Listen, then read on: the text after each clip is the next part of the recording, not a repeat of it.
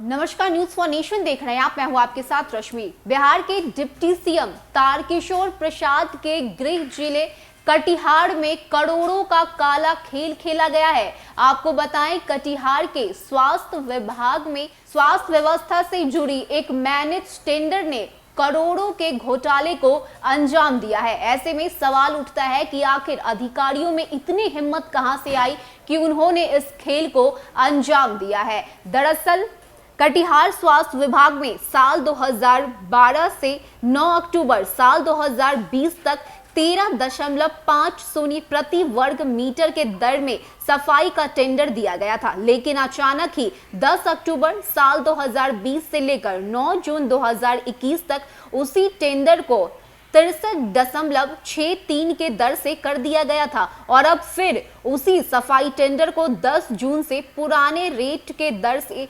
13.50 कर दिया गया है। ऐसे में सवाल उठता है कि लगभग 8 महीने के इस टेंडर में सरकार के प्रति करोड़ों का एक्सेस मनी जो खर्च हुआ है उसके लिए कौन जिम्मेदार है। इसी पर अब विपक्ष तत्कालीन स्वास्थ्य विभाग के डीपीएम मनीष कुमार, तत्कालीन डीएम कंवल तनुज और वर्तमान सिविल सर्जन बीएन पांडे की भूमिका पर सवाल उठाते हुए जांच की मांग कर रहे हैं। 63 रुपए 63 पैसे स्क्वायर मीटर लिया जा रहा है और उसी टेंडर को करीब 7 महीने जो ये 8 महीने भ्रष्टाचार किया गया, वो पैसे का करीब कीमत होता है करीब 8 से 9 करोड़ रुपए। वो 8 से 9 करोड़ रुपए किसके हैं?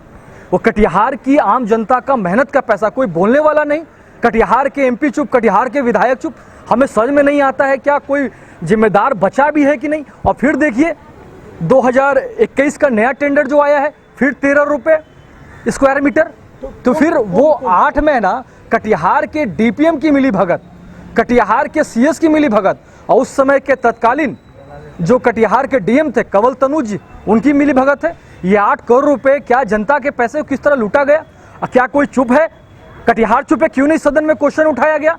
आर पार की लड़ाई लड़ी जाएगी। वो 8 महीने का पैसा जो कटिहार की जनता का टैक्स का पैसा है उसे हर हाल में देना होगा। और मैं चाहता हूं कटिहार के डीएम साहब से और कटिहार के माननीय विधायक जो आज बिहार सरकार के डिप्टी सीएम है, इस पर जांच बैठे। ये 8 करोड़ रुपए कहां गए हैं? हर हाल में देना होगा। कटिहार की जनता जवाब चाहती है। धन्यवाद। आशु पांडे, युवा राजद, बिहार प्रदेश। साथ ही साथ विपक्ष की तरफ से भी इस मुद्दे को उठाया जा रहा है और साथ ही साथ जांच करने की बात भी कही जा रही है। ऐसे में क्या कुछ कहना है डीएम का, आप पहले उनकी पूरी बातों को सुनिए। जो साफ सफाई का टेंडर था उसमें 3-4 महीना पहले ही उन्हें नोटिस दिया गया था, चूँकि उनका कार्य संतोषजनक नहीं था और एग्रीमेंट के क्लॉज के अनुसार उन्हें टर्मिनेशन का नोटिस दिया गया था। हमारे द्वारा टेंडर की प्रक्रिया पुनः की गई है और 1 माह पहले हमने नए टेंडरी को ये कार्य सौंप दिया है। उनके द्वारा एग्रीमेंट भी कर लिया गया है और साफ़ सफाई का काम नए टेंडरी द्वारा प्रारंभ कर दिया गया है।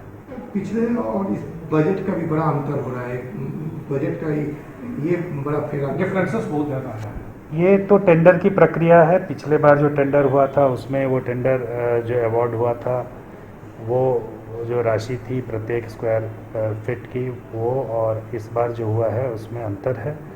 तो टेंडर ट्रांसपेरेंट तरीके से हुई है और जो लोएस्ट बिडर है उनको मिला है। मैं आशा करता हूँ कि इनके द्वारा अच्छे तरीके से कार्य संपन्न किया जाएगा, क्योंकि अस्पताल परिसर में साफ़ सफाई बहुत ही इम्पोर्टेंट है।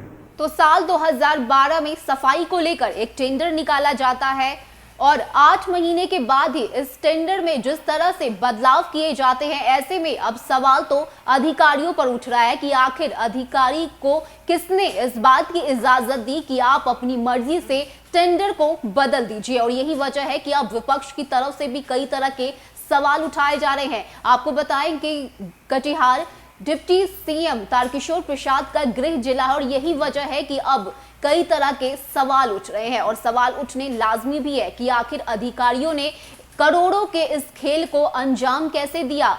अब इस बात की मांग की जा रही है कि जल्द से जल्द इस पूरे मसले को लेकर जांच किया जाए और जो कोई भी इसमें दोषी पाया जाता है उस पर जल्द से जल्द एक्शन भी लिया जाए। फिलहाल के लिए इतना ही। ज्यादा अपडेट के लिए आप बने रहिए न्यूज फॉर नेशन के साथ। नमस्कार।